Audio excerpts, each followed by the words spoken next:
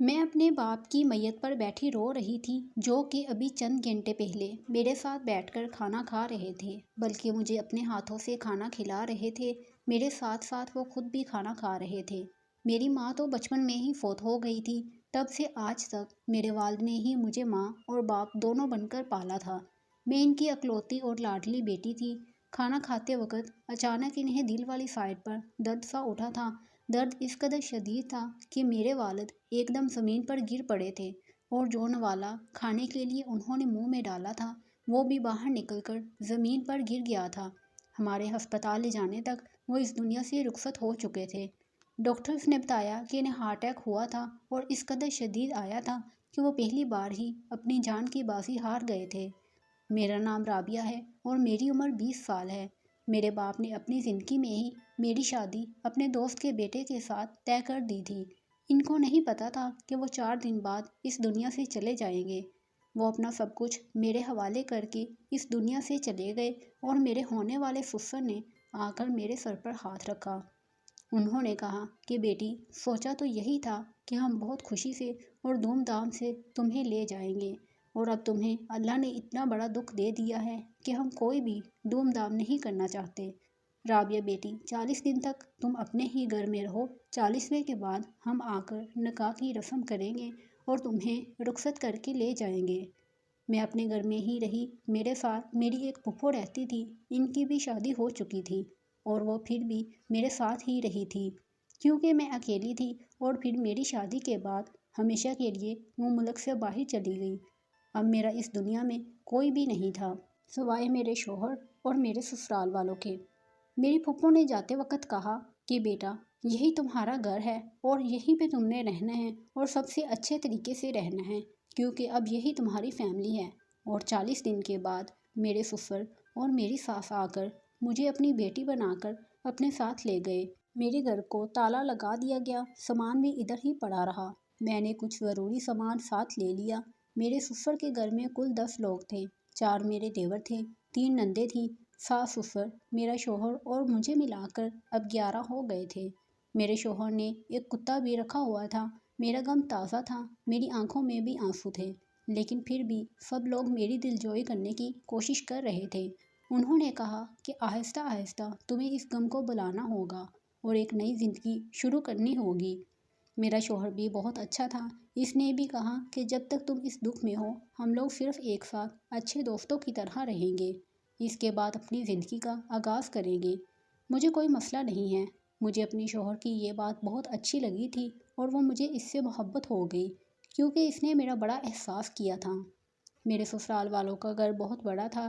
یہ گھر پرانے زمانے کا بنا ہوا تھا، اس لیے یہاں پر کمرے زیادہ تھے اور جگہ بھی زیادہ تھی۔ ایک دن ہم سب بیٹھے چائے پی رہے تھے، جب ایک لڑکی ہماری طرف آئی اور اچانک سے مڑ کر کمرے میں چلی گئی۔ میں نے کہا یہ کون تھی؟ سب لوگوں نے حیران ہو کر میری طرف دیکھا اور کہا کہ بیٹی، تم کس کی بات کر رہی ہو؟ میں نے کہا کہ ابھی یہاں ایک لڑکی آئی تھی، لیکن مجھے دیکھتے ہی پلٹ کر چلی گئی۔ تب میرے سسرال والوں نے کہا کہ کون یہاں پر آئی تھی؟ میں یہ سن کر بہت حیران ہوئی۔ میں نے کہا ابھی ایک لڑکی سامنے سے گزری ہے، 4 فٹ کا فاصلہ تھا، آپ لوگوں نے نہیں دیکھا کیا؟ انہوں نے کہا نہیں بیٹی، ہم نے کسی کو نہیں دیکھا، تمہیں وہم ہوا ہوگا۔ میں حیران ہو گئی کہ اتنا بڑا وہم مجھے بیٹھے بیٹھے ہو گیا، لیکن آج کل ویسے بھی میں نیند پوری نہیں کر رہی تھی۔ رات ہوتے ہی مجھے امی اور ابو کی یاد آنے لگتی تھی۔ شاید مجھے وہم ہی ہوا تھا، ورنہ وہ لوگ مجھ سے جھوٹ کیوں بولتے؟ دیکھیں، اس لڑکی کی شکل میں نے اچھی طرح دیکھی تھی۔ اس کے پتلے پتلے سیدھے سے بال تھے، دیکھنے میں بھی بہت پیاری تھی۔ سب نے میرا وہم سمجھ کر اس بات کو اگنور کر دیا اور اس بات کو جھٹلا دیا تھا۔ ایک دن مجھے میری ساس نے کہا کہ گھر کی واشنگ مشین خراب ہو گئی ہے، تمہارے گھر میں بھی تو واشنگ مشین ہوگی، وہاں سے لے آتے ہیں۔ 50,000 کا خرچہ ہے، کہاں سے نکالیں گے؟ میں نے کہا کوئی مسئلہ نہیں ہے، ویسے بھی چیزیں پڑی ہوئی وہاں خراب ہو رہی ہیں، اور بھی کوئی چیز لینی ہو تو لے آتے ہیں۔ میں اپنی ساس کے ساتھ گئی اور اپنے امی ابو کے گھر سے مشین، اے سی، فریج سب کچھ لے آئی۔ میری ساس کی بات تو ٹھیک تھی کہ وہاں چیزیں خراب ہی ہو رہی تھیں۔ وہاں سے واپس آئی تو راستے میں بہت گرمی تھی۔ مجھے پھر سے وہی لڑکی گھر میں نظر آئی، اور اس دفعہ تو میں نے سب کو چمکا دیا۔ میں نے کہا کہ وہ میرے سامنے سے گزری ہے۔ सब लोग मुझे हैरान होकर देखने लगे। मेरी सास ने मेरे सर पर हाथ रखा और मुझे बिठा दिया। उन्होंने कहा, बेटी बहुत गर्मी है, लगता है तुम्हारा सर घूम गया है। वो मुझसे बड़ी मोहब्बत से पेश आ रही थी, लेकिन मैं हैरान हो रही थी। मैंने अपनी आंखों से देखा था और ये सब लोग कह रहे थे कि वो यहाँ पर थी ही नहीं। घर में सामान सेट कर दिया गया और मेरी इस बात पर किसी ने यकीन ही नहीं किया। सब ने कहा कि ऐसा कुछ भी नहीं है, तुम कहती हो तो हम कसम खा लेते हैं। मैंने कहा, नहीं नहीं, कसम खाने की कोई ज़रूरत नहीं है, मैंने इसी लड़की को दोबारा यहाँ पर देखा है। खैर ये बात भी गुजर गई। मैं भी इस बात को भूल गई और इस बात को अपना वहम जाना। एक हफ्ते बाद मेरी सास ने कहा कि फर्नीचर की ज़रूरत है। बेटी, हमने अपनी बेटी को जहेज देना है। तुम्हारे घर गए थे तो सारा फर्नीचर नया पड़ा था। लगता है जाने से पहले तुम्हारे बाप ने नया फर्नीचर लिया था। अगर तुम बुरा ना मनाओ तो वो फर्नीचर हम अपनी बेटी को जहेज में दे दें। मुझे ये बात बहुत बुरी लग रही थी, क्योंकि वो फर्नीचर वाकई मेरे बाप ने जाने से पहले लिया था और इस तरह से वो इनकी आखिरी शॉपिंग थी और इनकी आखिरी निशानी भी, जो मैं किसी और को नहीं देना चाहती थी। मैंने कहा कि वो सब मैं अपने कमरे में रखवा देती हूँ और मेरे वाला फर्नीचर आप अपनी बेटी को दे दें। ये भी तो आप लोगों ने अभी ही लिया है। उन्होंने कहा, नहीं नहीं, ये तो बहुत हल्का फर्नीचर है, बेटी के ससुराल का मामला है। मेरी सास तो मेरे पीछे ही पड़ गई। फिर मैंने सोचा कि जब माँ बाप चले गए हैं तो चीज़ों को दिल से लगाकर क्या करूँगी। असल में तो मेरे वालिदैन ही मेरे लिए सब कुछ थे, जब वो ही नहीं रहे फिर चीज़ें किस काम की। मैंने अपनी सास को फर्नीचर भी उठाकर दे दिया। मेरी सास बहुत खुश होगी, मेरा बहुत ज़्यादा ख्याल रखने लगी। वो मुझसे बहुत प्यार करती थी, वो बहुत अच्छी खतून थी। एक दिन मैंने अपने शौहर का हाथ पकड़ना चाहा तो इसने हाथ पीछे कर लिया। इसने कहा, क्या हो गया है तुम्हें? मैंने कहा कि बस यूं ही आपके पास बैठने को दिल कर रहा है। इसने कहा कि नहीं, अच्छा नहीं लगता, अभी तुम्हारा बाप इस दुनिया से गया है। बात तो आपकी ठीक है, पर मेरे बाप को इस दुनिया से गए हुए 5 महीने हो चुके थे। क्या मैं अपने शौहर के पास बैठकर दिल की बातें भी नहीं कर सकती थी? लेकिन वो मेरे पास बैठे ही नहीं और किसी काम से उठकर बाहर चले गए। इसी रात मैं पानी पीने के लिए किचन की तरफ गई तो मैंने वहाँ उसी लड़की को देखा। वो बिल्कुल मेरे सामने खड़ी थी। मैं बुरी तरह डर गई। मैंने कहा, कौन हो तुम? इसने कहा, मैं तुम्हारे शौहर की पहली बीवी हूँ। मैं हैरान परेशान रह गई और चिल्लाना शुरू कर दिया और वो वहाँ से चुपचाप चली गई। मैंने सब घर वालों को जमा कर लिया। मैंने कहा कि वो लड़की अभी यहाँ थी। इसने मुझे कहा कि वो मेरे शौहर की पहली बीवी है। सब लोग हैरान रह गए। घर में इसको तलाश किया गया, वो लड़की कहीं भी नहीं थी। मुझे मेरे ससुर ने कहा कि तुम्हें क्या हो गया है, लगता है तुम्हें कोई बीमारी हो गई है। तुम्हें बार बार एक ही लड़की नज़र आ रही है जो इस घर में है ही नहीं। तुम्हारे शौहर की दूसरी शादी का सवाल कहाँ से आता है? तुम इसकी पहली बीवी हो और आखिरी। शादी तुमसे हुई है और मैं कभी भी इसको दूसरी शादी की इजाज़त नहीं दूंगा। तुम हमारी बेटियों की तरह हो। मैंने तुम्हारे बाप से वादा किया था, लेकिन लगता है तुम्हारी तबीयत खराब है। उन्होंने कहा कि राबिया को डॉक्टर के पास ले जाओ। मैं डॉक्टर के पास नहीं जाना चाहती थी, लेकिन मेरी हालत बहुत ही ख़राब थी। इतने सारे लोग मिलकर झूठ कैसे बोल सकते थे? इनको क्या मसला हो सकता था? ये लोग तो मुझसे बहुत ज़्यादा प्यार करते थे और मेरा बहुत ज़्यादा ख्याल रखते थे। मुझसे घर का कोई काम भी नहीं करवाते थे, खाने पीने का भी बहुत ख्याल करते थे। इनको एहसास था कि मेरे साथ इतना बड़ा हादसा हुआ है, इसीलिए तो मेरा इतना ख्याल कर रहे थे। एक दफ़ा फिर मुझे वो लड़की नज़र आई, लेकिन इस दफ़ा मैंने किसी को नहीं बताया, क्योंकि घर में तमाशा बन जाता। शोहर को कहा कि मुझे डॉक्टर के पास ले जाएं। वो मुझे दिमाग के डॉक्टर के पास ले गए।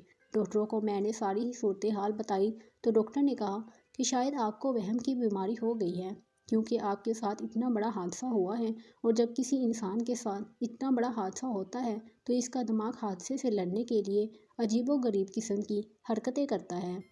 ऐसे में वहम होना एक आम बात है।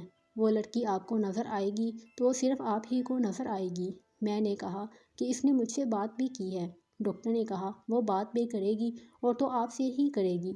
आपकी बीमारी इस तरह बढ़ जाएगी, हो सकता है वो आपको हाथ भी लगाए, लेकिन दरअसल वो नहीं होगी। बीमारी तो पूरी दुनिया में मशहूर है, अक्सर लोगों को हो जाती है। इसका इलाज भी मुमकिन है। बहरहाल आप फिक्र ना करें, मैं आपको दवाई देता हूँ, आपका दिमाग सुकून में रहेगा। میں نے سنا تھا کہ دماغی دوائیوں میں زیادہ تر دوائیاں نیند کی ہوتی ہیں۔ دماغ کو سکون نیند سے ہی آتا ہے۔ دوائیاں لینے کے بعد میں اکثر سوتی رہتی تھی، لیکن دن بھر سونے کے بعد کبھی کبھی رات کو میری آنکھ کھل جاتی تھی۔ ایک دن میری آنکھ کھلی تو میرا شوہر کمرے میں نہیں تھا۔ میں اسے تلاش کرتی ہوئی باہر آ گئی۔ ایسا لگا کہ شاید میرے آنے سے پہلے اس کے ساتھ یہاں پر کوئی موجود تھا اور میرے قدموں کی آواز سن کر اس نے اس شخص کو بھیج دیا ہے۔ میں نے کہا، کیا کر رہے ہیں؟ آدھی رات کا وقت ہے۔ تب وہ کہنے لگے کہ نیند نہیں آ رہی تھی تو یہاں آ کر کھڑا ہو گیا۔ چلو کمرے میں چلتے ہیں۔ میں نے کہا، نہیں، میں آپ کے پاس بیٹھوں گی، مجھے آپ سے بات کرنی ہے۔ لیکن میرے شوہر نے کہا کہ نہیں، ابھی تھوڑی نیند آ رہی ہے، چلو سوتے ہیں، تمہیں نیند آ جائے گی۔ جاتے جاتے میری نظر صوفے پر پڑی تو میں حیران رہ گئی، کیونکہ وہاں پر 2 پیالیاں پڑی تھیں۔ یعنی میرا شوہر کسی کے ساتھ یہاں بیٹھ کر چائے پی رہا تھا۔ ایک شخص 2 پیالی میں چائے نہیں پیتا، لیکن یہاں پر کون تھا میرے آنے سے پہلے جو جلدی جلدی غائب ہو گیا تھا؟ ڈاکٹر نے تو کہا تھا کہ یہ میرا وہم ہے، لیکن اس لڑکی نے کہا تھا کہ میں تمہارے شوہر کی پہلی بیوی ہوں۔ اگر وہ میرے شوہر کی بیوی تھی تو پھر اس گھر میں کوئی نہ کوئی ثبوت تو ضرور ہونا چاہیے تھا۔ شوہر کی حرکتیں اور شوہر کو دیکھ کر تو ایسا نہیں لگتا تھا کہ اس نے میرے ساتھ دوسری شادی کی ہے، کیونکہ وہ بھی مجھ سے گھبرایا ہوا اور شرمایا ہوا ہی رہتا تھا۔ گھر میں بھی ایسی کوئی چیز نہیں تھی، کوئی پرانی تصویر نہیں تھی۔ میں نے گھر کی الماریوں کو بھی چیک کیا، ایسی کوئی بات نہیں تھی۔ اس کا مطلب کہ مجھے واقعی بیماری ہو گئی تھی۔ میں دوبارہ ڈاکٹر کے پاس گئی۔ اس نے مجھ سے 1 گھنٹے تک باتیں کی، مجھے بہت سمجھایا۔ اس نے کہا کہ آپ کو اپنے ماں باپ کے دکھ سے لڑنا ہوگا، انہیں بولنا ہوگا۔ ڈاکٹر کے پاس گئی تو میری طبیعت تھوڑی بہتر تھی، میرا موڈ بھی بہتر تھا۔ سوچا گھر جا کر سو جاؤں گی، لیکن پھر سوچا کہ شوہر کو کہتی ہوں آج مجھے کہیں باہر لے جائیں۔ لیکن میں نے جب شوہر کو یہ کہا تو وہ صاف مکر گیا۔ میں نے کہا کہ کیوں نہیں باہر جا سکتے؟ میں نے جا کر اپنی ساس کو بتا دیا کہ یہ مجھے باہر نہیں لے کے جا رہے ہیں۔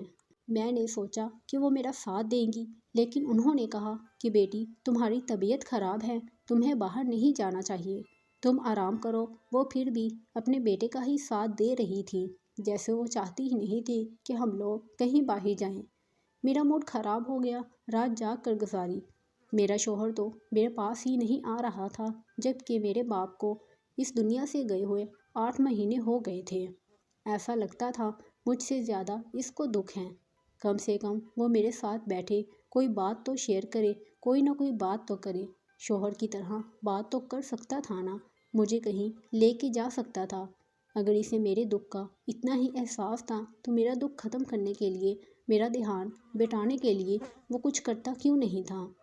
میں تو جب بھی اس کے قریب جانے لگتی، وہ بار بار مجھے یہ بات یاد دلاتا تھا کہ تمہارے باپ کو گزرے ابھی زیادہ دن نہیں گزرے۔ مجھے اس کی حرکتیں سمجھ نہیں آ رہی تھی، یا میں پاگل ہو گئی تھی، یا پھر وہ بھی میرے ساتھ پاگل ہو گیا تھا۔ اس کے بعد بھی 2-3 دفعہ ایسے ہوا کہ وہ لڑکی گھر میں مجھے نظر آئی، اور اب تو مجھے یقین ہو گیا تھا کہ میں واقعی پاگل ہو گئی ہوں۔ اس لیے میں نے یہ بات کسی کو بتائی ہی نہیں اور خود کو نارمل کرنے کی کوشش کی۔ ایک دفعہ میں گھر کے صحن میں بیٹھی تھی اور ہمارا کتا بھی ہمارے ساتھ ہی بیٹھا تھا۔ جب وہ لڑکی گیٹ سے اندر داخل ہوئی اور اس کو دیکھ کر کتا بھونکنے لگا، وہ دوبارہ سے غائب ہو گئی۔ میں یہ منظر دیکھ کر حیران رہ گئی، لیکن مجھے کنفرم نہیں تھا کہ کتا اس کو دیکھ کر بھونکا تھا یا نہیں، کیونکہ جس ٹائم کتا بھونکا تھا اس وقت گیٹ سے ایک بلی بھی گزری تھی، اور کتے بلیوں کو دیکھ کر ویسے بھی بہت زیادہ بھونکتے ہیں۔ مجھے لگا کہ شاید اس نے بلی کو دیکھا ہے، اور اسی ٹائم مجھے وہم ہوا تھا، لیکن ایک پل کو میں بھی یہ سوچنے پر مجبور ہو گئی کہ شاید کتے نے بھی اس کو دیکھا ہے، کیونکہ کتا تو جھوٹ نہیں بول سکتا ہے۔ پتہ نہیں میری زندگی میں کیا ہو رہا تھا۔ میری زندگی برباد ہو گئی تھی، میرے ماں باپ اس دنیا سے چلے گئے اور میں اکیلی رہ گئی۔ میرا شوہر میرے قریب نہیں آتا تھا اور مجھے یہ بیماری بھی ہو گئی تھی۔ ایک دن میری ساس صحن میں بیٹھی ہوئی تھی اور ان کے پاس کوئی رشتہ دار آئی ہوئی تھی۔ جب اس نے ایک بہت ہی عجیب بات کر دی، اس نے کہا کہ اب تک تو آپ کی بہو کے ہاں بچہ ہو جانا چاہیے تھا، بچہ ہو جائے گا تو اس کا دل بھی لگ جائے گا، ابھی تک بچہ کیوں نہیں ہوا ہے؟ تب میری ساس نے کہا کہ پتہ نہیں، شاید کوئی مسئلہ ہے۔ جب وہ رشتہ دار چلی گئی تو میں نے اپنی ساس کو سب کچھ بتا دیا۔ وہ مجھ سے بیٹی کی طرح پیار کرتی تھی۔ میں نے بھی بیٹی کی طرح ان کو ماں سمجھ کر ساری بات بتا دی، لیکن میری ساس نے اس بات پر بھی کوئی خاص رد عمل نہیں دیا تھا۔ انہوں نے کوئی بات ہی نہیں کی تھی، یہ بھی نہیں کہا کہ اچھا میں بیٹے سے بات کروں گی کہ ایسا تو نہیں ہونا چاہیے تھا، یا میں اس کو سمجھاؤں گی کہ ایسا نہیں کرتے۔ بس یہ کہا کہ اللہ خیر کرے گا اور اس بات کو ختم کر دیا۔ میرے سسر نے مجھے کہا کہ تم اپنا گھر بیچ دو، ہم اپنا یہ گھر بھی بیچ دیتے ہیں اور کسی بڑی علاقے میں جا کر ایک بڑا سا گھر لے لیتے ہیں۔ میں نے کہا کہ بات تو آپ کی ٹھیک ہے اور میں مان گئی، کیونکہ میں اس گھر کا کیا کرنا تھا۔ انہوں نے کہا کہ اس گھر میں رہ کر کیا کرو گی، جب بھی اس گھر میں جاؤ گی تو اپنے ماں باپ کی یاد آئے گی۔ ویسے بھی اس گھر میں کوئی سامان نہیں تھا، سارا سامان کسی نہ کسی بہانے سے یہ لوگ پہلے ہی لے چکے تھے۔ یہ بھی کہا کہ ساری جائیداد تمہارے نام ہے، اس کے بارے میں بھی کچھ کرو کہ کیا کرنا ہے، اتنے پیسوں کا کیا کرو گی، میرے کاروبار میں لگا دو، مجھ سے ہر مہینے پروفٹ لینا۔ میرے سسر نے کہا کہ میں ان دونوں کاموں کے لیے کاغذات بنوا رہا ہوں، تو بس تم ان پر سائن کر دینا۔ میں نے کہا کہ ٹھیک ہے، مجھے کوئی مسئلہ نہیں ہے۔ میں تو میڈیسن لینے کی وجہ سے غنودگی میں تھی، اسی لیے ان کی ہر بات پر ہاں ہاں کرتی رہی۔ ایک دن میری ساس مجھے اپنے ساتھ کہیں لے گئی، لیکن اس جگہ پر میرا دم گھٹ رہا تھا اور میں اپنی ساس کو بتائے بغیر ہی گھر کی طرف چلی گئی۔ میری ساس کو میں نے نہیں بتایا، لیکن پتہ نہیں کیوں مجھے عجیب سا محسوس ہو رہا تھا کہ جیسے کچھ غلط ہونے والا ہے۔ میں گھر میں آئی تو گھر میں کوئی بھی نہیں تھا، شاید میرا شوہر بھی کام پر گیا ہوا تھا۔ سوچا کہ کچھ دیر سو جاؤں گی تو ٹھیک ہو جاؤں گی۔ دوائی میں اتنی نیند تھی کہ ہر وقت مجھے نیند آتی رہتی تھی، لیکن جب میں اپنے کمرے میں آئی تو سامنے کا منظر دیکھ کر میرے قدموں تلے سے زمین نکل گئی۔ میرا شوہر تو اسی لڑکی کے ساتھ بیٹھا ہوا تھا، جو لڑکی صرف میرا وہم تھی۔ اگر وہ میرا وہم تھی تو میرے شوہر کے پاس کیوں بیٹھی تھی؟ میرا شوہر بھی گھبرا گیا اور وہ لڑکی بھی۔ ان دونوں کو میں نے جس حال میں دیکھا میں وہاں سے چلی گئی۔ میری آنکھوں میں آنسو آ گئے اور میرا دماغ اچانک سے کھل گیا، کیونکہ اب ساری بات میری سمجھ میں آ گئی تھی۔ وہ لڑکی میرا وہم نہیں تھی، وہ لڑکی تو میرے شوہر کی بیوی تھی۔ شام ہوئی تو میں نے اپنے چاچو کو بلا لیا، جو کہ میرے والد کے کزن تھے۔ میرے اصل چاچو نہیں تھے، لیکن ان کو میں نے بلا لیا کیونکہ میں اکیلے ان سے بات نہیں کرنا چاہتی تھی۔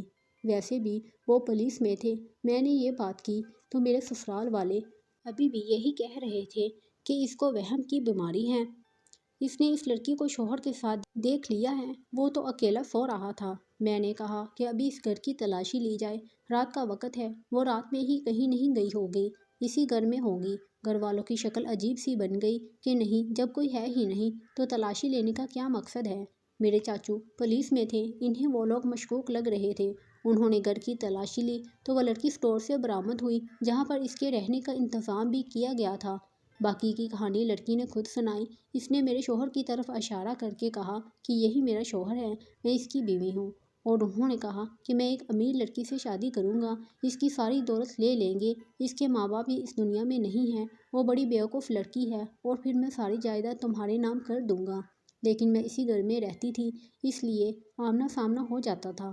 جب میرا آمنا سامنا ہو گیا تو ان لوگوں نے کہا کہ رابعہ کو وہم کی بیماری ہو گئی ہے، اور انہوں نے اس لڑکی کو بیوقوف بنانا شروع کر دیا۔ میرا نام عائشہ ہے اور یہ میرا شوہر ہے۔ میں نے چاچو کو یہ بھی بتایا کہ میرا شوہر ابھی تک میرے قریب نہیں آیا ہے۔ انہوں نے کہا کہ پھر تو یہ سارے ہی جھوٹے ہیں اور تم سے تمہاری جائیداد لینے کے لیے یہ سب کچھ کیا گیا ہے، تاکہ تمہیں پاگل ثابت کر کے تمہاری ساری جائیداد اپنے نام کر لیں، اور وہ اس مقصد میں تقریباً کامیاب ہو چکے تھے۔ میرے گھر کا سامان، میری ساری مہنگی چیزیں میری ساس نے مجھ سے بڑی محبت جتا کر لے لی تھی، اور اب میرے سسر کاغذات بنوا کر بیٹھے تھے۔ میں اپنا گھر بھی ان کے نام کرنے والی تھی اور اپنی ساری جائیداد اور بینک بیلنس بھی۔ شکر ہے کہ میری آنکھیں کھل گئیں۔ میں نے ان لوگوں کو باتیں سنائیں کہ ایک تو میں دکھوں کی ماری ہوئی تھی، میرے باپ کا صدمہ ابھی مجھ پہ تازہ تھا، اوپر سے تم لوگوں نے میرے ساتھ ایسے کیوں کیا؟